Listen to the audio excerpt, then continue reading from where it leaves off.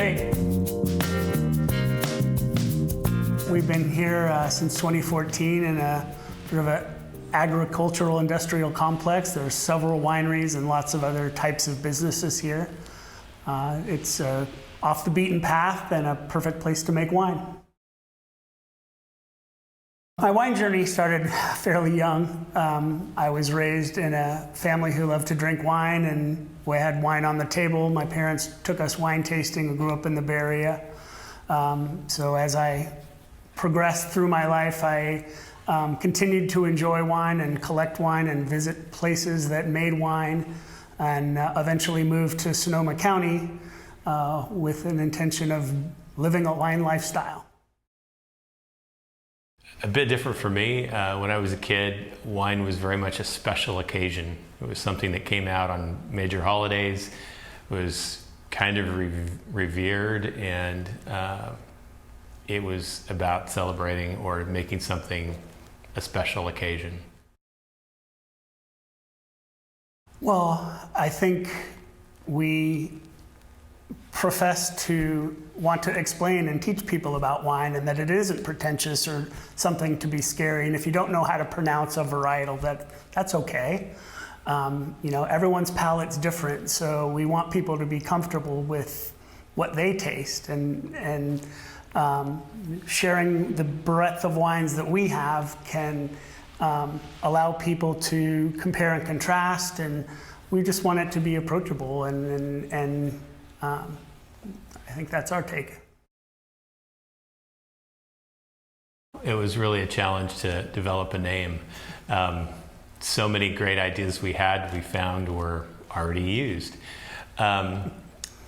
Crux is it's kind of an indicator of our location. Our vineyards, our home vineyards, are in the north end of the Russian River Valley, AVA, which isn't a perfect crossroad of AVAs, but it's as close as you'll find. If you look on a map, we're very close, within like a mile of Chalk Hill, Alexander Valley, Dry Creek Valley, and we're technically in the Russian River Valley. So, obviously the weather and the grapes don't know what AVA they are in. And in many ways, our particular area is a little warmer than the maybe more traditional areas in the Russian River Valley.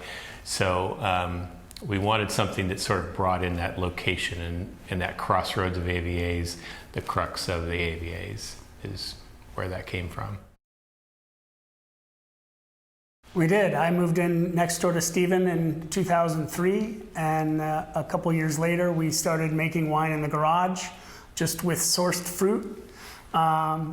We both were fans of Rhone varietals, and they were hard to come by in the area, so between 2005 and 2007, Steve and I planted about 3 acres, 6 different varietals, really with the intention of just making wine for ourselves. And over the course of the years, as those vineyards came online, we realized we'd be making a few hundred cases of wine, and it might be better to sell some of it than drink it all. So in 2012, we launched Crux. Actually, it was kind of amusing from our perspective, because people would say, this isn't terrible. They would sort of, and I'm like, what did you expect? But when you would explain to people if you're making this, it's a hobby, it's in your garage, that's kind of what they were expecting, to have to gag it down. So that early feedback was sort of backhanded compliments. Looking back, I didn't love it, but I wasn't embarrassed by it. We didn't have any concept of where we should start, I guess, in the beginning. I went to what I saw around me. I'd been to wineries, I'd seen that they have barrels, they make wine, they put it in a barrel, they barrel age it, so that's what I did. Didn't have a concept of there's shortcuts that some home winemakers take. Kind of from the get-go, we're copying wineries instead of doing what someone making 5 gallons in a jug in their kitchen might do. We never took that approach. We always tried to do it as if we were making wine, on a large scale. Commercial scale. Yeah, a commercial scale. One of the first wines we made as amateurs actually happened to win the sweepstakes award at the Sonoma County Harvest Fair of best amateur wine. So I guess from early on we thought we were doing pretty good. And that had to really make you feel good because... Maybe too good. We never repeated that accolade, but it was pretty nice. You know, our very first wine was 2 barrels, which is an enormous amount for It sure is. home winemakers. Yeah. But again, we kind of didn't have a concept of starting small. It's more about, well, we want to make at least a barrel of wine, and 2 would be better because then you got variety. And how many grapes do you need to fill a barrel, and sort of, I guess, in a way, working backwards. We do Rhone varietals, and lots of them. We do a Grenache Blanc and a Viognier on the whites. We do a GSM Rosé blend. We do that also as a red wine. We do some Grenache. We do some Syrah. Occasionally we do a Mourvedre. As a bottled wine, we use a lot in our blends, but there's only certain years it stands out as a varietal wine. We do some Petite Syrah, which is now an estate wine, meaning all the grapes come from our own vineyards. And then we also do an estate Zinfandel, which isn't a Rhone varietal, but we love Russian River Zinfandel. And again, when we planted our vineyards, it was really just to make wines we wanted to drink. Yes and no. I've always been really interested in French techniques because they've been making wine for so long, and so many things that have been developed.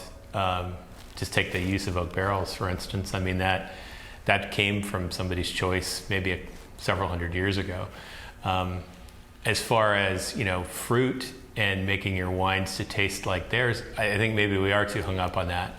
But I think, you know, respecting certain traditions and how they got that way, I think is a valuable thing to do. Don't hesitate to deviate if you want to, but at least maybe understand how they got that way and why it's worth paying attention to. My background is in engineering. Used that a bit here at the winery. Yeah. Once or twice? Once or twice.